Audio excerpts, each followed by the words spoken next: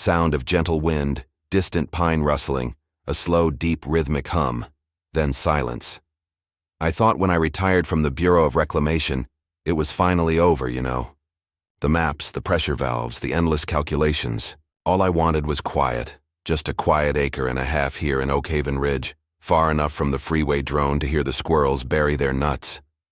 I bought the place for the well, pure and simple.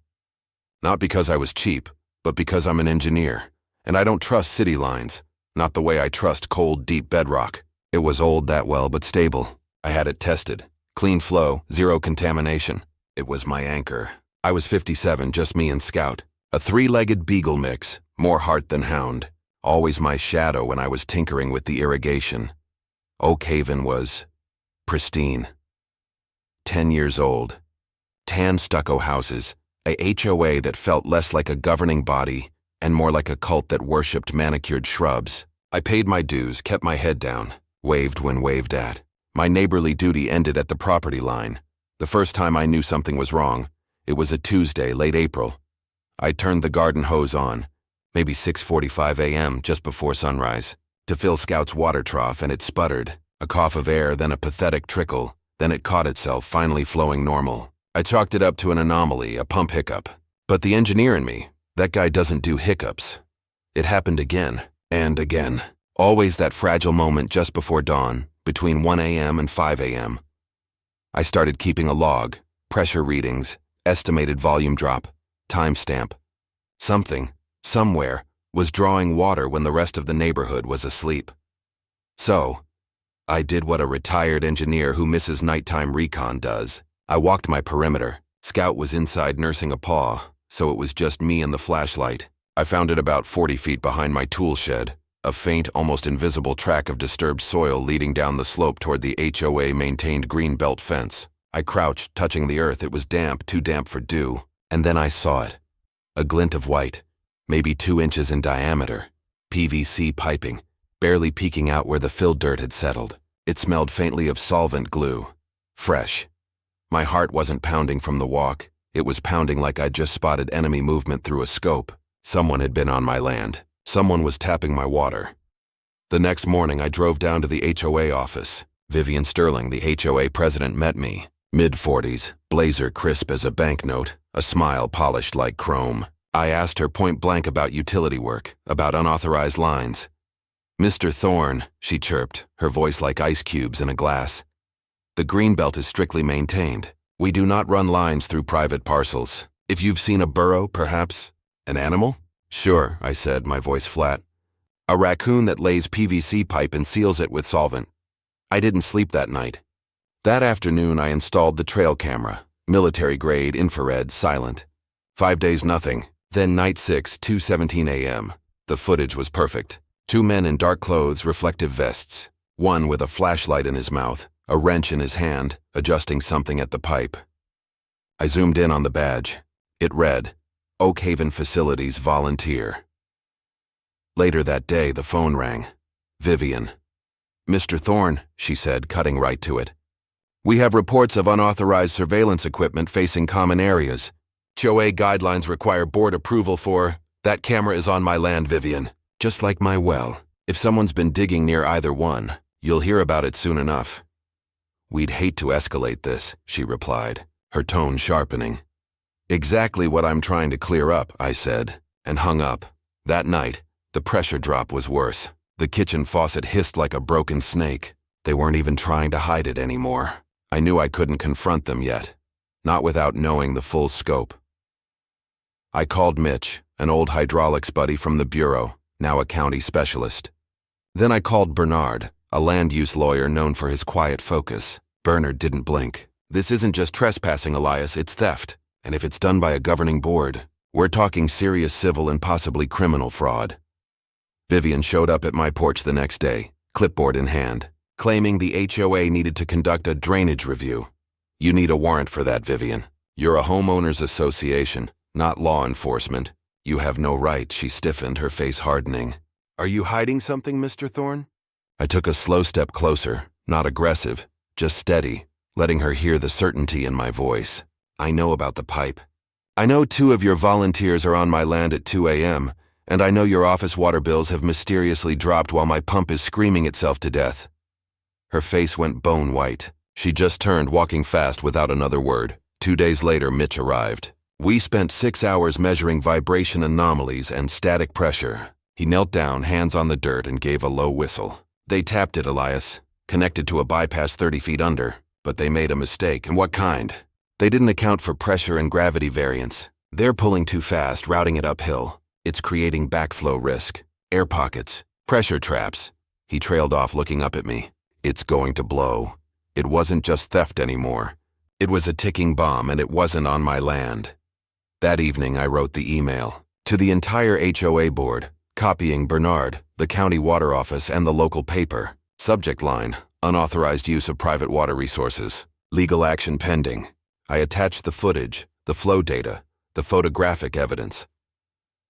By morning, I had 4 missed calls, none of them from Vivian. She was too busy trying to keep the ground from opening up. Black SUVs, unmarked private contractors, were idling outside the HOA office. Vivian was pacing like a metronome on overdrive. Damage control. Then the memo arrived. A neatly folded HOA envelope. Important water conservation update. Mandatory watering restrictions. And the kicker: all well-fed systems must be registered with the board. They were trying to bureaucratize their crime, to turn my resistance into non-compliance. Bernard's reply was instant: "Do not register." They're panicking. That's good for us.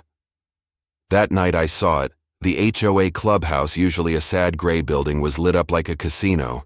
They'd rolled out fresh sod and installed a huge, gaudy decorative fountain. A fountain during a mandatory water restriction. I could hear it from my driveway, splashing, gurgling, mocking. I got my tripod, my drone, and a taste for irony. I filmed the fountain at sunset, high-altitude quiet. Then I panned to my fence line. The contrast was all I needed. I uploaded it privately. When they say conservation but mean control, I sent the link to Bernard and the environmental reporter. The next morning, the certified letter arrived from the HOA's attorney. Cease and desist. Remove unauthorized surveillance. Submit your well for voluntary inspection. They were threatening me with legal action for exposing their theft. I called Bernard. "They're trying to flip the chessboard," he said. "Time to invite the state." 72 hours later, an investigator named Mendez from the State Water Resources Department was standing on my porch. He wore mirrored sunglasses and jeans. I showed him the trench, the pipe, the data. "You have any idea how rare it is to catch them this early?" he murmured, pointing toward the HOA office. "They rerouted ground pressure wrong. Could collapse half the water table. You ever see the pipes that feed their new fountain?" I shook my head. He grinned. "Let's find out." He came back the next day with 2 colleagues and a ground-penetrating radar truck. I watched from my porch with a satisfaction I hadn't felt since my days running big water projects. And then, I heard it. A roar, sudden and violent, like a jet taking off underground. Then a boom. Scouts started barking madly. Birds scattered. The porch windows rattled. I ran outside just in time to see a tower of muddy water erupt from the side of the HOA lawn, blasting 15 feet into the air. Vivian came running out of the office, drenched, heels slipping in the mud. She looked up and locked eyes with me 30 yards away across the lawn. I didn't smile. I didn't need to. I just felt that cold fury dissipate, replaced by a quiet finality. Exposed. The geyser twisted in the wind for 2 full minutes. Chaos, mud, hydraulic rage. It wasn't a leak. It was a rupture, a pressure blowout from a system that was never meant to exist. And in that moment, everything the HOA had tried to hide spewed up for the whole community to witness. Music shifts to an anxious, faster tempo. Mendez's crew moved fast. Caution tape, barricades. They traced the inflow. 3 illegal bypass valves, a PVC tap, pulling directly from a feeder pipe under my fence line. "Textbook misappropriation," Mendez said, his boots squelching in the mud. That night, the HOA sent out the last of their lies. Water infrastructure malfunction. Unforeseen structural issues. No mention of me. So, I sent the unlisted Vimeo link to every resident on the HOA mailing list from a burner email. No commentary, just the title. The hidden pipeline they didn't want you to see. Within hours, the neighborhood was in open revolt. Handmade cardboard signs. "Stolen water is still theft." Teenagers were filming the ruins for TikTok. The truth was no longer deniable. Bernard filed the formal civil suit. Thorn versus Oak Haven Ridge HOA, trespass, theft, illegal infrastructure, environmental endangerment. Local news picked it up. My footage was playing on Channel 8 under the headline, Neighborhood Well Water Stolen by HOA. Geyser blows case wide open. The floodgates opened. Neighbors I'd barely waved at came forward with their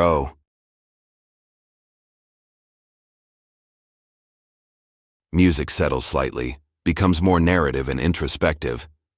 The biggest cracks came from the inside. A contractor named Joel Frazier, who did the actual digging, called me. Shaky voice. I didn't know they were stealing, Mr. Thorne. She said it was a shared access point that the board had voted. He confessed everything. The cash payments, the late-night work, the lack of permits. He showed up at Bernard's office with a manila folder full of texts, invoices, and geotagged photos of the tap installation. Why now, Joel? I asked. He looked me in the eye. I rent over on Juniper. My daughter plays on that clubhouse lawn. After that geyser, seeing her feet in that water, and thinking what that pressure could do if it had been closer to the playground, I just couldn't sit with it. He signed an affidavit. It was a bombshell.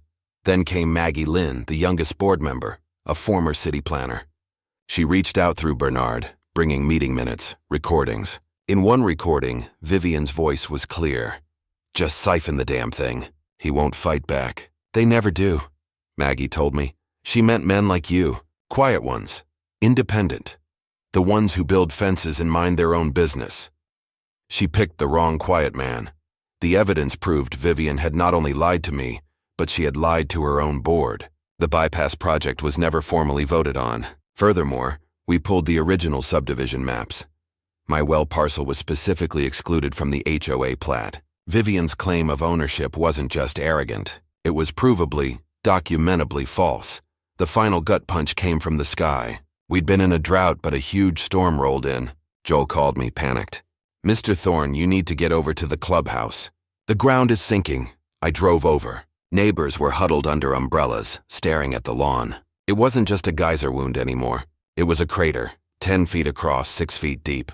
Mud, tangled pipes, and the clubhouse's west wall was cracked from foundation to window pane. Standing in the mud ankle deep was Vivian, screaming at an assistant. Joel found me. It wasn't just the tap line, he gasped.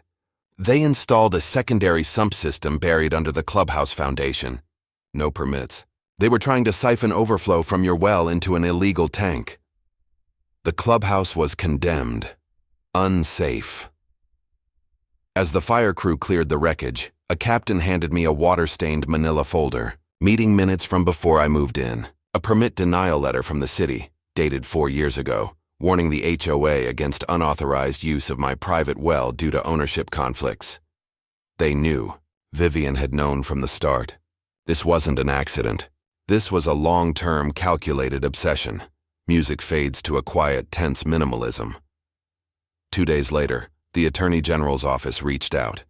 Unauthorized diversion of water resources can qualify as felony theft, the investigator told me.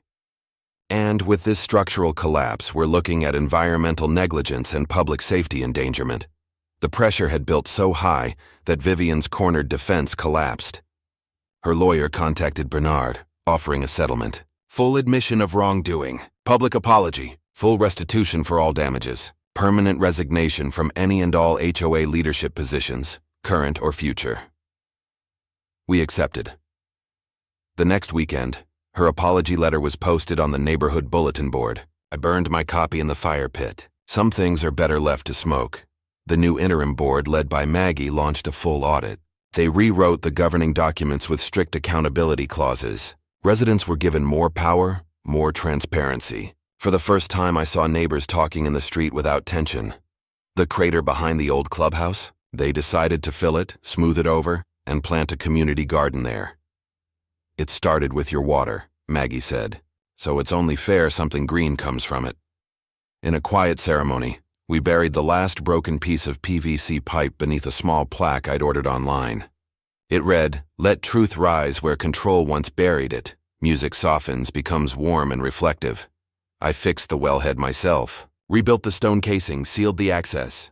Not because I expected more trouble, but because trust isn't just given back. It has to be protected. One morning, Standing over the pump as it purred quietly underground, I realized something.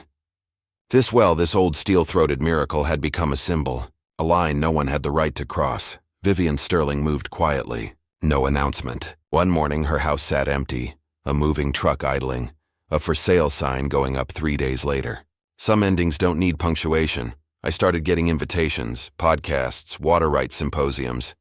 I declined most of them, but one email caught my eye, an offer to serve on the city's Citizen Advisory Committee for Water Infrastructure Transparency. I accepted.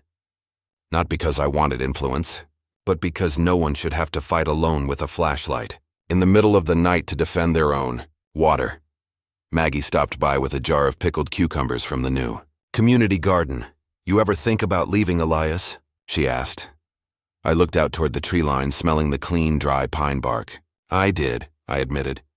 But then I remembered this was never about escaping the noise.